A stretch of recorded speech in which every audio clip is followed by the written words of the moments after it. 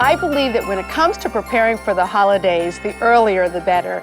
Dan, Dana, and I have spent many holidays here in Sag Harbor, and we just love the way our little village looks when it's all dressed up in its holiday finery. In fact, when we see Santa at the Thanksgiving Day parade, we know it's time for Christmas. Now, coming up next, I'm going to show you some easy and elegant ideas that will make it a stress-free Christmas for you and your family.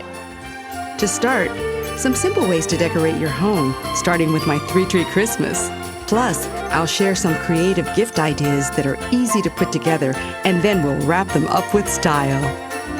The holidays are also a time for special foods, and I'll show you how to make a red velvet cake with coconut icing that looks beautiful and tastes great. When it comes to holiday entertaining, I have tips on how to set up a self-serve bar for guests that will give you more time to mingle. And then we'll get to work on a holiday menu that combines tradition with ease. Then I'll show you how to put together a holiday tabletop using seasonal items and share some elegant ideas for festive place settings. But first, I have to run a few errands, and then I'm going to meet Dan down at the windmill, and we're going to choose a Christmas tree.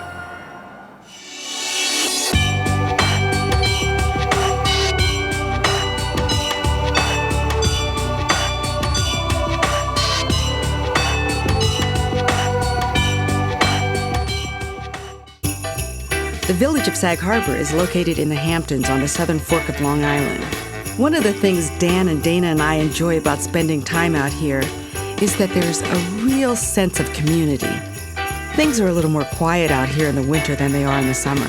However, the holidays are a time when the local merchants go all out, decorating their storefronts with pretty lights and greenery. We love the charm and friendliness we feel whenever we take a trip downtown. The main street is filled with all kinds of great little shops that make running errands easy, like my friend Jennifer Hauser's shop, Candy and Flowers.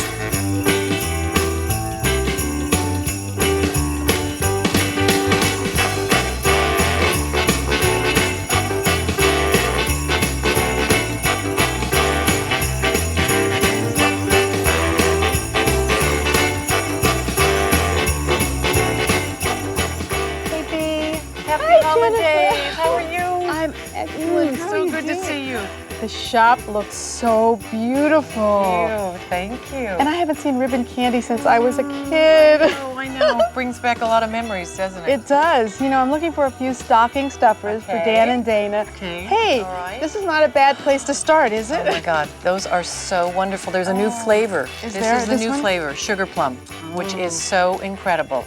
Oh my God, and butterscotch, cranberry, peppermint. Oh, old-fashioned ooh. Geez, I don't know. Where do you start? Exactly. I don't know. It's a little sparkly in here, isn't it? But you know, I love sparkles. Anybody who knows me knows that I like Yeah? sparkles. Yeah.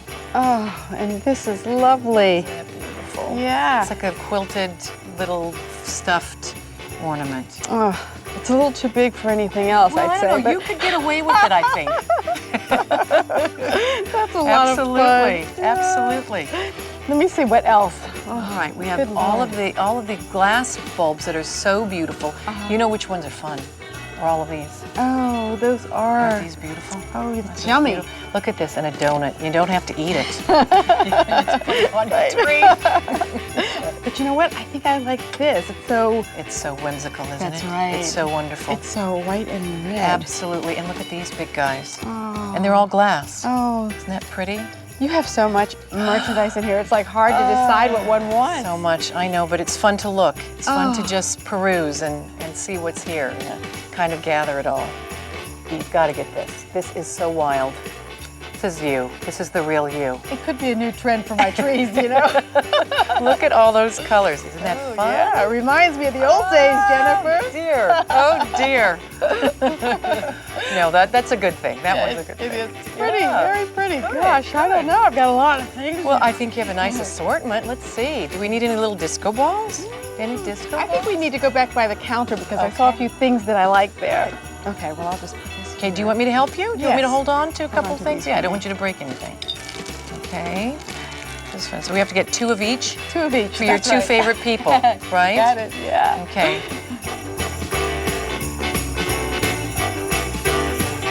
Around the holidays, I always make a stop at the Sag Harbor Variety 5 and 10 to pick up little things like ribbon and gift wrap.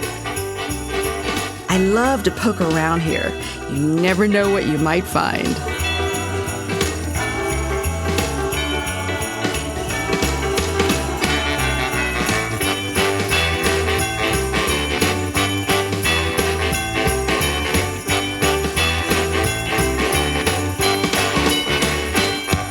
I think you've outdone yourself this year. Thank you.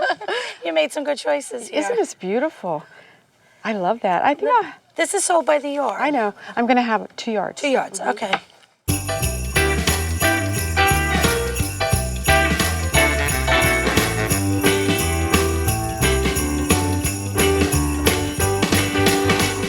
Page 59 and 60. Thank you very much. Okay, tell your mom I said hi. Okay, right? great. Thank you.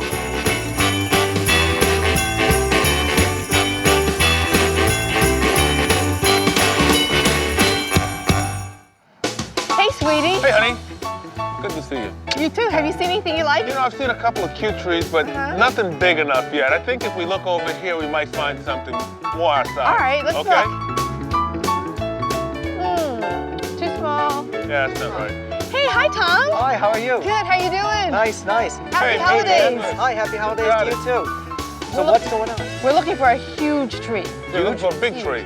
Great, we have a lot of different trees here. Okay. And there's a lot to choose from. You see something that looks nice right off the bat, or What about this tree right here? great reaction. This one looks, let's pull it up here, take a look. Wow. Oh, yeah, that's a good It's size a good height. tree. The Yeah, angel will look great up there. Yeah. Why don't we get this tree? We'll settle up with you inside the windmill. Perfect. And we'll take this one home, get it ready for the car. Fantastic. Okay. Let's go. So how's the honey? Lions Club doing selling the trees this year? Very good. Every year, it's fantastic. The money all goes to charity, to various people with medical needs, and provides for the neighborhood. Well, we couldn't think of a better thing to do than to be community service oriented. That's fantastic. Dan, you take the bottom there, and Okay, I'll let take me this. get it.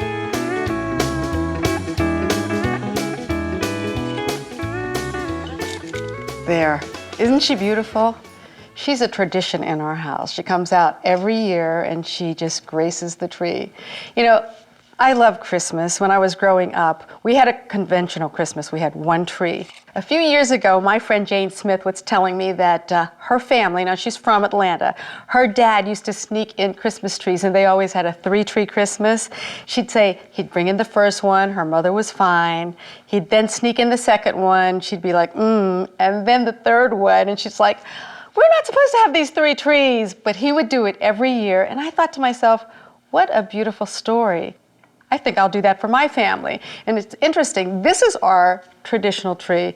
Sometimes it's white with white lights, sometimes I have colored lights, sometimes the color theme is red. Whatever theme I come up with, the family kind of goes along with it. I've had the angel at the top of the tree probably about 10, 12 years, and she's always coming out and she sort of blesses what's going on in this room. Dan and I were married on December the 23rd, so of course we had a beautiful holiday wedding, and that was about 11 years ago. The ceremony was held in a small church on 46th Street in Manhattan, and the reception was held at my restaurant. Since it was around the holidays, everyone was in a particularly festive mood. And this was the ornament that I gave as a gift to all of my guests. We had a little ribbon on it that was white that had our names on it printed in gold. And every year, some of my friends will tell me, you know, Bea, I have your ornament on my tree, and it makes us feel so good. Now, when I say that I have the 3-tree Christmas, in the kitchen, I have a rosemary tree. And I put that on the kitchen counter. It smells great, and sometimes I just take the scissors and snip, and then I use the sprigs when I'm cooking. I poke ribbons in it sometimes, or sometimes I put a little ornament on top of it. You know, it's sort of like whatever mood I'm feeling for it. But the other thing is, the 3rd tree, it's always in the family room, and that's what we call our Kwanzaa tree. Kwanzaa takes its name from Swahili, meaning first fruits of the harvest. The holiday encourages people to look back as a means of finding a new way forward. Kwanzaa begins on December 26th and lasts for a week. And I decorate this tree with colorful African gourds and kente cloth bows. Many people try to incorporate handcrafted or handmade items during Kwanzaa. Every year, I add some homemade cookie ornaments designed by my friend Heather McCarthy. She's got a business, Ethnic Edibles, based out of New York City, and she bakes and makes these beautiful cookies. She also sells wonderful kits that are filled with cookie cutters and baking supplies and recipes. Over the years, I've even done a small tree for Dana's room with pink bows and ornaments. She loved having her own tree as a little girl. Decorating your home for the holidays is a great way to spend time together as a family. Put on some Christmas music, make some hot chocolate or mulled cider, and get to work. Whether you're bringing out the same box of ornaments every year or buying new ones, when you decorate your tree, you're personalizing your holiday. So have fun, and as I say, just do it with style. Coming up, I'll show you how to set up a self-serve bar that will enable you to entertain with ease. Then I'll share some of my favorite ideas for hostess gifts, along with ways to wrap them with style.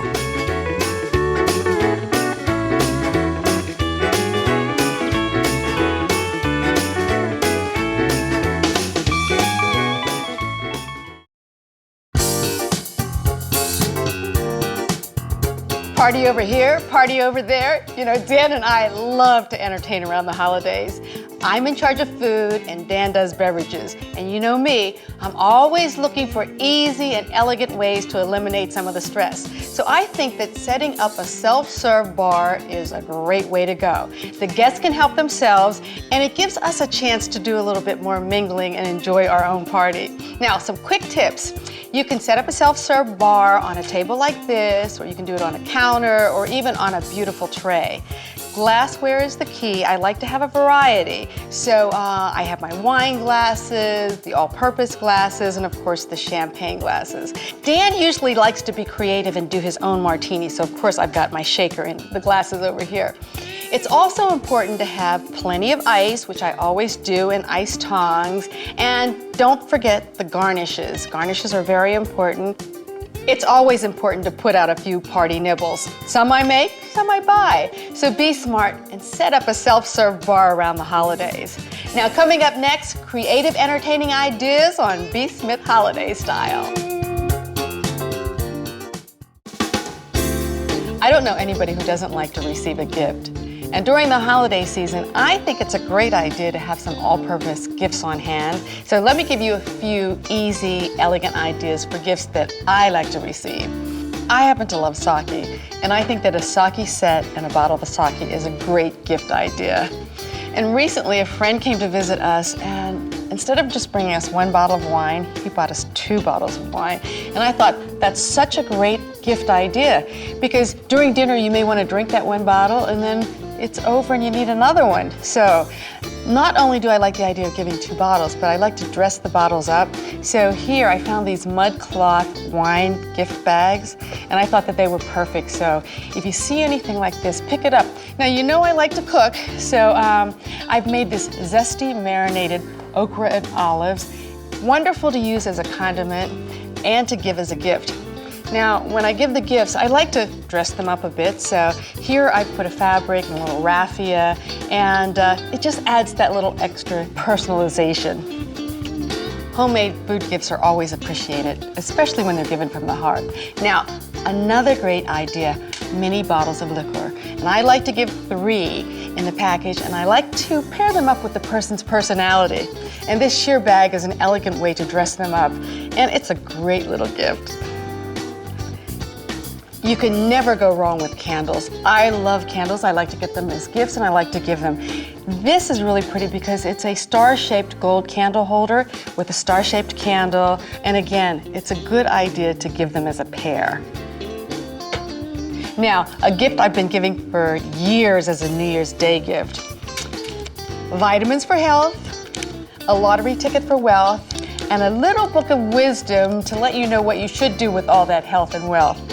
I bundle it up in a sheer fabric gift bag, and it's a fun gift to give.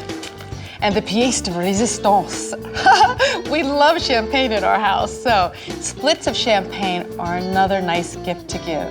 And I think you should put them in pairs, because if it's worth giving, you should give 2. Now that I've given you some great gift ideas, let's talk about presentation. For me, it's about organization. I like to keep all my gift wrap supplies together. This is a handy bag for me to use, and what I've done is I've tied the scissors right here because I've found myself in the past wrapping gifts and thinking, okay, where are the scissors? Or I've got the Scotch tape in front of me and there's just a little bit left on the roll. But when you're planning and you're organizing ahead, you won't have those types of problems. But another way that I like to organize my gift wrap is in a storage container like this. Now, this will slide right underneath the bed or it can go up in the attic or in the cellar. Because it's plastic and it has a cover, it'll keep the papers fresh, no moisture will get inside. I have enough Scotch tape here to last me until next Christmas. And anything that I might need, different colored ribbons, metallic pens, and fun embellishments like this. So be smart and organize your own gift wrap kit. I think gift wrapping shouldn't be a chore. Instead, it should be a joy. Now, when we come back, I'm going to share a recipe with you for one of my favorite holiday desserts, red velvet cake with coconut frosting. This southern favorite can look like a beautiful snowball on your buffet with its fluffy coconut icing. Later, I'll give you a few ideas on how to set an elegant holiday table with simple items from around the house, along with a few store-bought touches.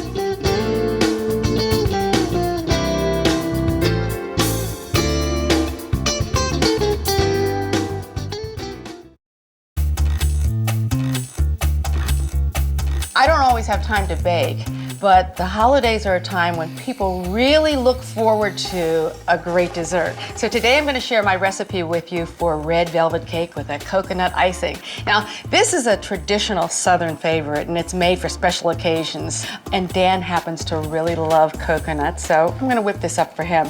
And the great thing about this recipe is that you can prepare it in advance and it makes your holiday entertaining a little less hectic. I've preheated the oven to 350 degrees and I've already pre-buttered and floured 2 9-inch cake pans, and the recipe calls for 1.5-inch high sides, so be sure that you follow the recipe and do exactly what they say. Now, in a medium bowl here, I've sifted together 2 1/4 cups of flour. The recipe also says to pre-sift the flour before you sift it together with the other ingredients. So I've already pre-sifted it, and what happens is that helps the cake to be a lot fluffier. Always follow the directions. Now I'm going to put in 2 tablespoons of unsweetened cocoa to that, and a teaspoon of baking powder, a teaspoon of baking soda, and 1/2 teaspoon of salt. And of course this recipe is going to be on my website, so you'll get the exact ingredients. Now, the reason this cake is called red velvet is because I used the cocoa in it, and now to my buttermilk, and I have about a cup of buttermilk here, I'm adding red food coloring. So the red and the brown works really well together, and you're going to see how delicious that looks when it's baked. I add vinegar to that, and that's a teaspoon of vinegar and a teaspoon of vanilla. Just whisk this together. I mean, this is the fun part for me. Like when I see this red coming up like that, and it's Christmas, it all works great for me. Okay. Now, I'm just going to mix together about 1.5 cups of sugar, and I'm using white granulated sugar. And to that, I'm adding a stick of butter, which actually is 1/2 cup of butter. And this is at room temperature.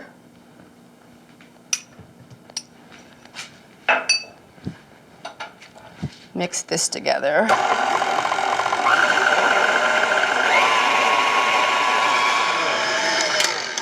Okay, that looks exactly the way I'd like it to.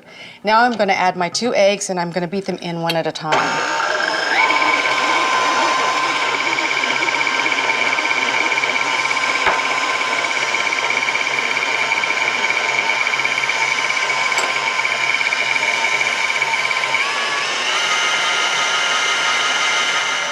That looks perfect. Now I'm going to add my dry ingredients and my wet ingredients, alternating, and I start with the dry. Put a little bit in. And I'm going to do this, the dry first, and then I'll add the wet. So let me just let this blend for a second.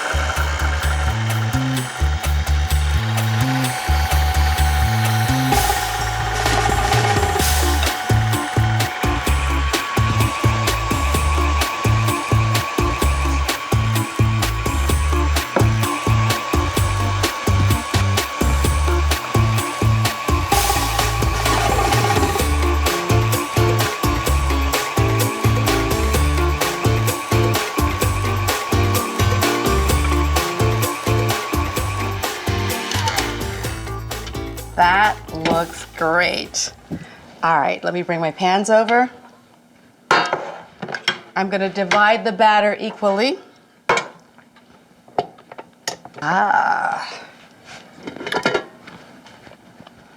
Okay, this is looking good, but I wanna make sure that I get all the batter off of this so that I'll have as much volume as I can with this cake. You know, you're not really supposed to taste cake batter because of the raw egg, but I am the chef. My mother used to let me taste it when I was little. Okay, so I'm gonna divide this evenly between my two pans. Okay, a little bit more over here. I'll even it out, and it will be ready to go into the oven. Now, I'm gonna bake this for about 27 minutes. Now, that's what my recipe calls for. It says 27 minutes. And all ovens are different. They're calibrated differently. So that amount of time could be different for your oven. That looks great, doesn't it? Again, I'm gonna bake it 27 minutes or until a tester inserted in the center comes out clean. And then I'm gonna cool the pans on a rack for about 10 minutes and then turn them out. Oh, don't you think my cake came out great? You know, when I make this cake in the summertime, sometimes I use a buttercream frosting and I put blueberries and raspberries between the layers and sprinkle them on top. But for today, I'm making my coconut frosting because, as I said before, I love it for the holidays. Now, this is pretty easy to make, and what I'm gonna do is, I've got my egg whites. I'm gonna put them in my blender, and I'm gonna make these come to a nice frosty peak.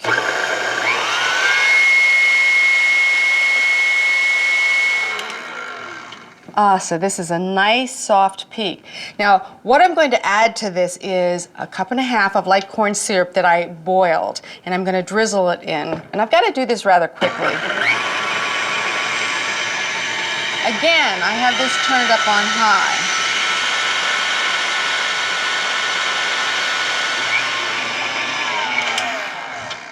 This looks great. Now I'm gonna add about 1/2 teaspoon of coconut extract. I'm gonna just mix this by hand. Just gonna mix this like that. See that nice volume that I have here? And I'm gonna work with this. It's rather delicate, so I don't wanna over mix it. Just put the coconut in. Okay, I'll put all of this in because I have to show you how pretty this is looking. Look at that. Oh, my guests are gonna love this. It smells so good. I have to taste, I have to. Ooh, I love coconut. All right, now, when I frost my cake, I really like to do it on a nice little round like this. I'm gonna turn the cake upside down. I have wax paper underneath there so that it catches anything that might drip. And I'm ready to go.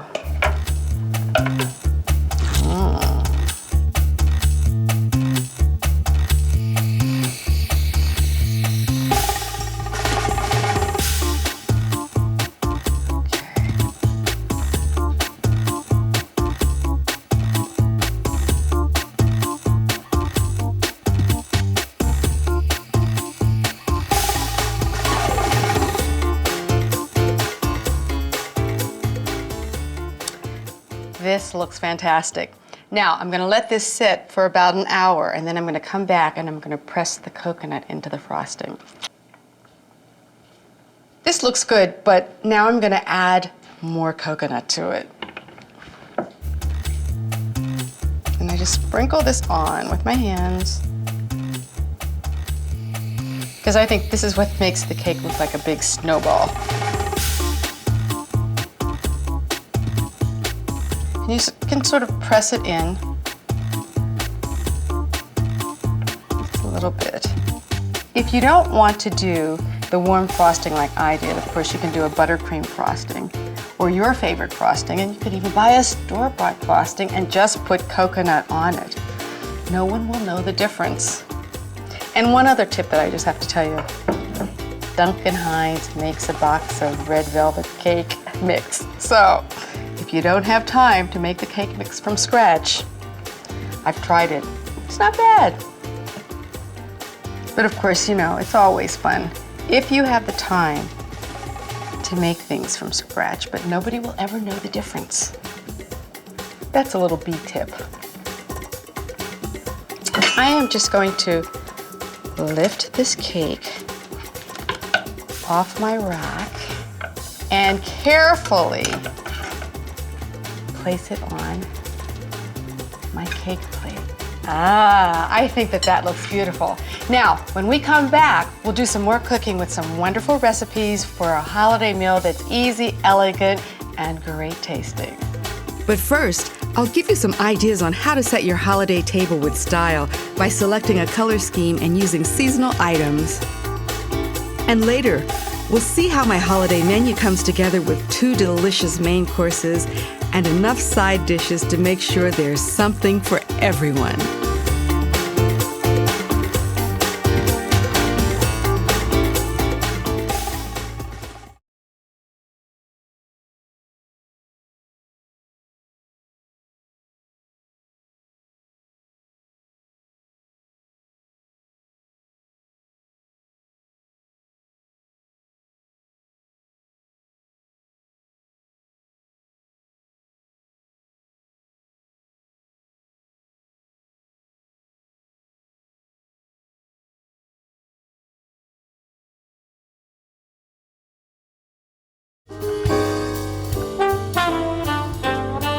Before setting the table, one of the first things I do is head out into the backyard and clip some fresh greens.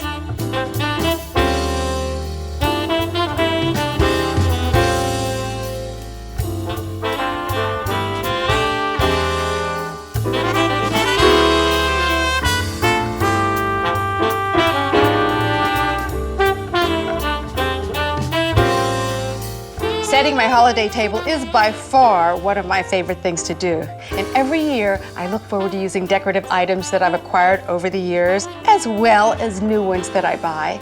And when I'm decorating my table, I always start with a color theme. And as you can see, my color theme this year is gold, red, and of course green. Now, for this table, I decided to use one of my tablecloths and just dress it up. But there are many times that I go to the fabric store and I'll see beautiful bolts of fabric and I'll buy those for my table too. In dressing this one up, I bought this sheer runner with a sequence on it, and I thought that looked really great on this table. And then I decided to layer this beautiful gold and burgundy placemat. And if you'll notice, the colors don't match, but they do coordinate here. And that's the most important thing. And as I said, I've collected things over the years. I love these chargers. I mean, they are my favorite. Sometimes I use them on the table underneath plates, and other times I put it in the center of the table and I put decorative items on it. But here, I'm putting my favorite red china. I use this sometimes on Valentine's Day. I mean, any time of the year when I feel like adding fiery red to my table. And next for the flatware. Couldn't resist, gold again. The great thing about gold is that you can use it any time of the year. It's sort of like my red plates. Sometimes, as I said before, I use them for Valentine's Day. Sometimes I use them for 4th of July. I love the idea of pairing napkins together, and here I have a red one and a sheer gold napkin. Great combination.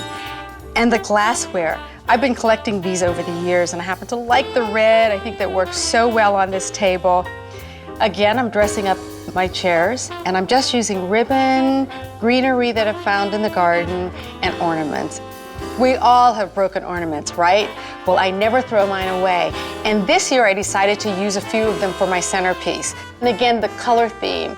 And some of those broken ornaments, I just filled them as high as I could with water. I stuck them in here so that I could weight them down, added more water, and it feels like they're floating inside. I think it looks pretty good, and I think it's clever, and that's what I want you to be. When you're entertaining and when you're decorating, just, use your imagination. Here, a simple greenery that you saw me cut earlier out in my backyard, and I like that pine smell that it brings to the table. And of course, these are pine cones, and I spray painted a few of them, a little gold, little green, you know, a hint of silver in there. And then branches with beads that I bought.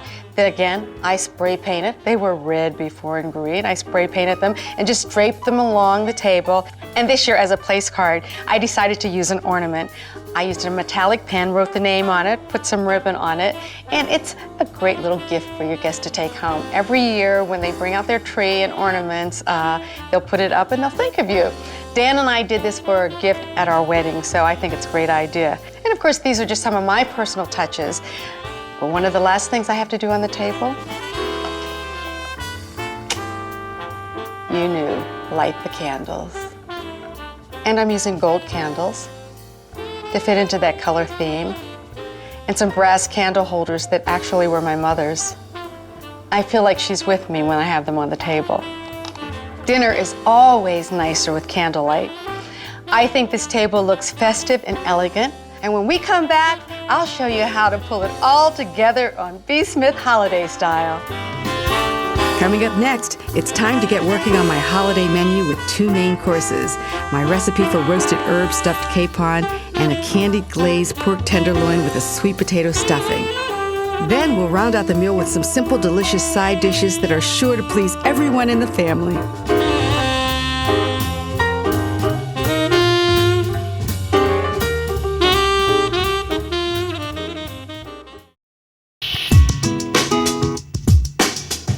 When it comes to cooking Christmas dinner, I really don't like to skimp on anything. I like to use the best ingredients I can find, things that are seasonal, and it's important for me that the buffet looks beautiful, because when it comes to food, it has to look great as well as taste great. And I like abundance. Yeah, and I probably cook too much, but you know what? We love leftovers in my house. Now this year, for the main course, I'm gonna be offering a roasted herb stuffed capon, and I'm serving that with a warm mincemeat sauce. I happen to love mincemeat, and I love this mincemeat sauce, but I also make a gravy for Dan and Dana because they really prefer gravy. Because I like to offer my guests a choice, I'm also going to prepare a candied glazed pork tenderloin with sweet potato stuffing.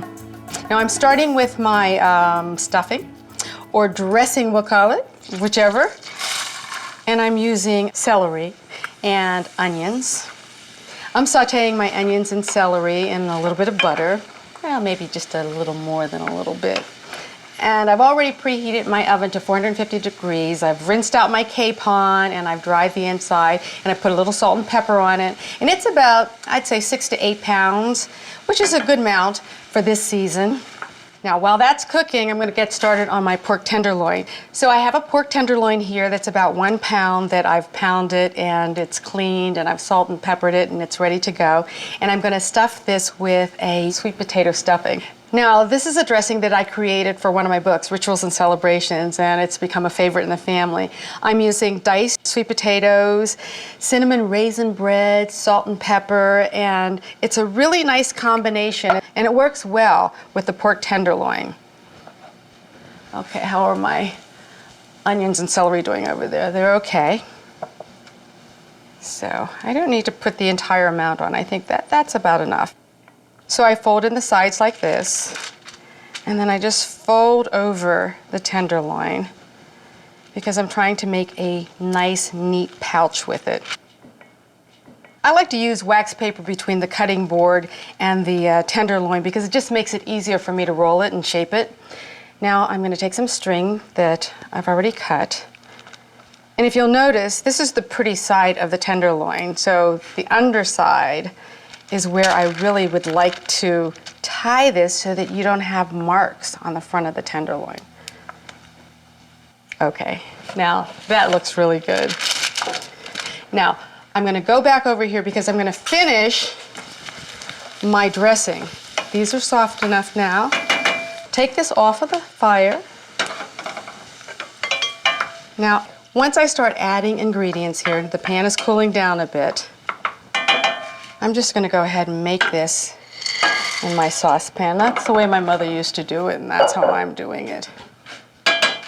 I'm just going to toss in my herbs, and I'm using thyme, and I'm using sage, a little fresh parsley. And now, my favorite, poultry seasoning. So let me just stir these in a bit.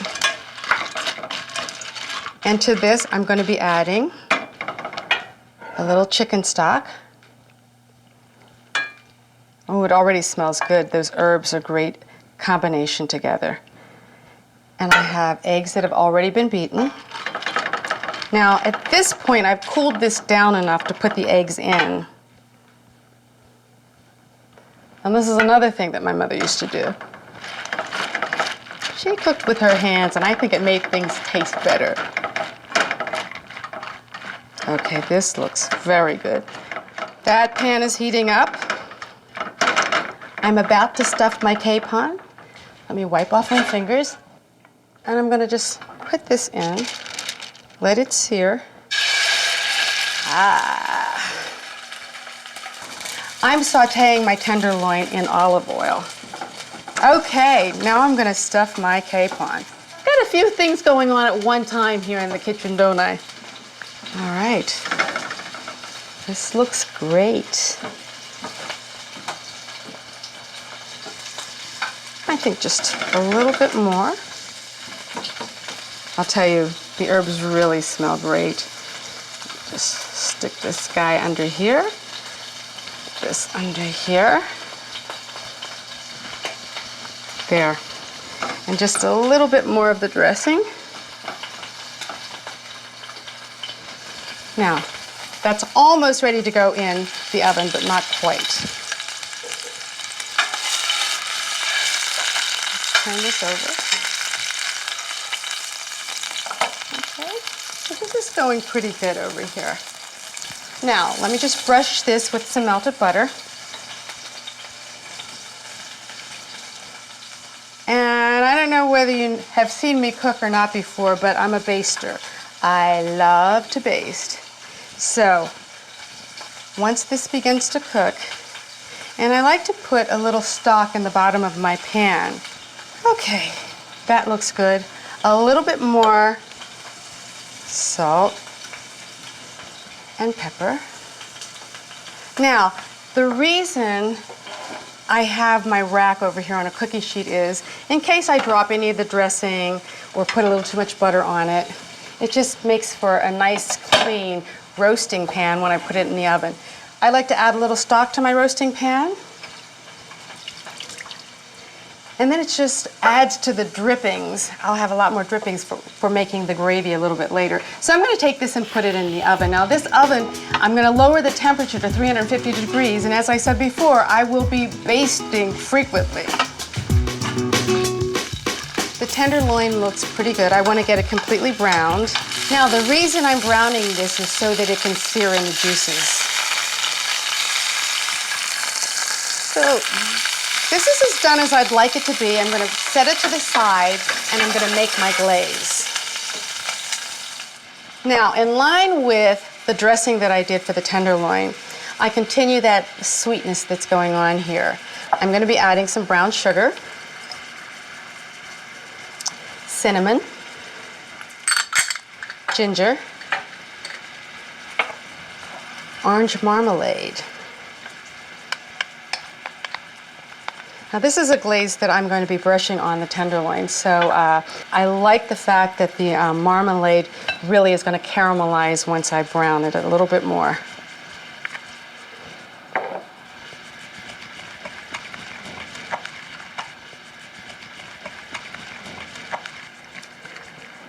Now that's pretty easy, isn't it? I'm using an oven-proof skillet, so it is going to go from the top of my stove to the oven. But first, I'm going to brush on my glaze. And throughout the time that I'm cooking this, I will continue to brush it with the glaze. So I'll be serving the capon, which is poultry, and then I have the tenderloin, which is the other white meat. So I think it's a nice balanced meal. I'm going to put this in the oven for about 5 minutes, and then I'm going to brush it again with the glaze, and I'll continue to do that for about every 5 to 10 minutes after that because I really like it to have a nice, rich brown look.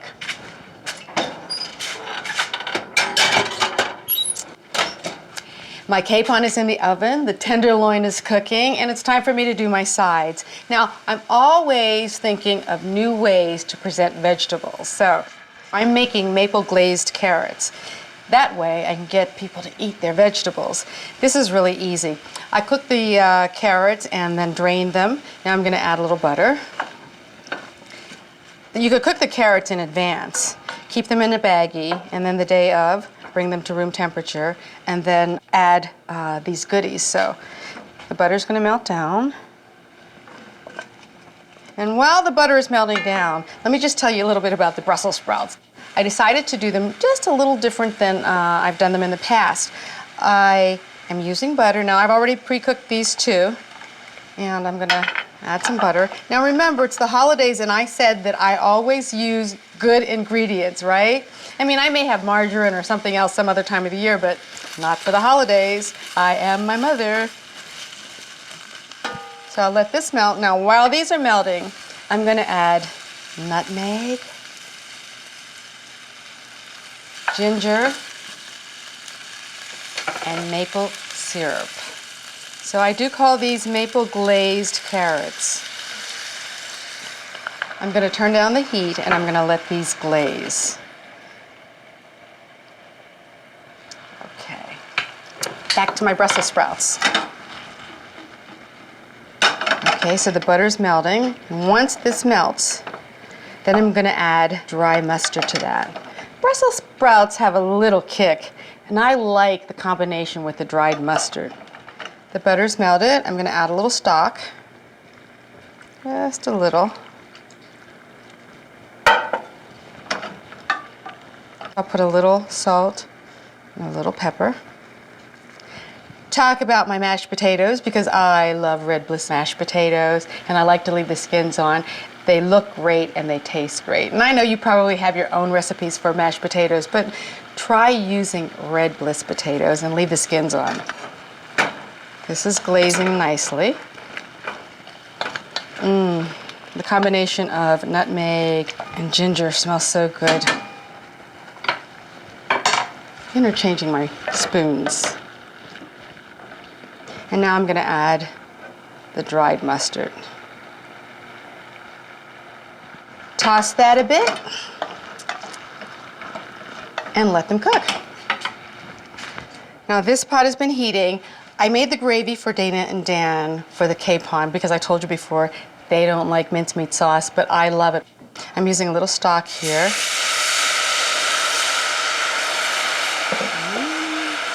I'm gonna add my mincemeat. And at this time of the year, actually year-round, I always have mincemeat in the house. My dad used to make the cookies in our house, and when he made the mincemeat cookies, I was like right there when they came out of the oven. It's one of my favorite cookies. So when I was thinking about my capon a couple years ago, I was thinking, what can I add to just sort of take it up a level? And I thought, this would be a really nice sauce for some of my guests. So I'm gonna let this cook for a few minutes, and then I'm gonna add zest to that, and that's orange zest. And I'm gonna add some cornstarch that I mixed with a little water just to thicken it. I don't like the sauce too thick, so if I need to add more stock, I will, but I think that this is looking pretty good. So I'll let that cook for a few minutes. And there's one more ingredient that I add to this. It's one of my favorites. It's a little tawny port. Everything for the holiday meal is coming together nicely. When we come back, we'll see how it all looks, all laid out on my sideboard. Now I'm going to change, so I'll see you in a few minutes with some final thoughts about holiday entertaining B. Smith style, so don't go away. Next, see how my holiday meal looks once it's arranged on my sideboard. Plus, a recap of all the ideas I've shared with you during the hour.